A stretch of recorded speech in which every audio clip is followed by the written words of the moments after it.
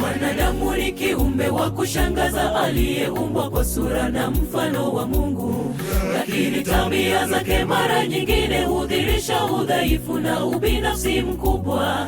Hadithi ya Kaini na Abeli ni mfano dhahiri wa jinsi mwanadamu kupotoka. Kaini aliyekasirishwa na Mungu kumpendelea Abeli alijawa wivu tele. Kumbe ndani ya roho yake kilija wimbi la chuki na kisasi, akaua ndugu yake. Mwanadamu ni kiumbe wa kushangaza aliyeumbwa kwa sura na mfano wa Mungu, lakini tabia zake mara nyingine hudhihirisha udhaifu na ubinafsi mkubwa. Hadithi ya Kaini na Abeli ni mfano dhahiri wa jinsi mwanadamu kupotoka. Kaini aliyekasirishwa na Mungu kumpendelea Abeli alijawa wivu tele.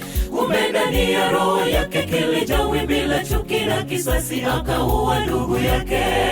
Mwanadamu, mwanadamu, huyo mdudu. Mwanadamu, mwanadamu, mdudu. Mwanadamu, mwanadamu, huyo mdudu. Kweli mwanadamu mdudu. Tabia zake, matendo zake ni za dudu, anavyowaza fikira zake za dudu.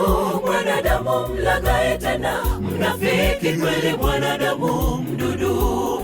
Mwenye moyo wa giza, Bwana utuokoe tuishi kwa nuru. Mara wivu, mara hasira, aishi kutenda huyo mwanadamu mdudu. Mwanadamu, mwanadamu, huyo mdudu. Mwanadamu, mwanadamu, mdudu. Mwanadamu, mwanadamu, huyo mdudu. Kweli mwanadamu mdudu. Tabia zake, matendo zake ni za dudu, anavyowaza fikira zake za dudu.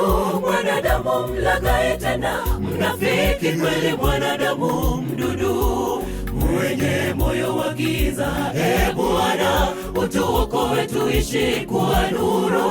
Mara wivu, mara hasira, aishi kutenda huyo mwanadamu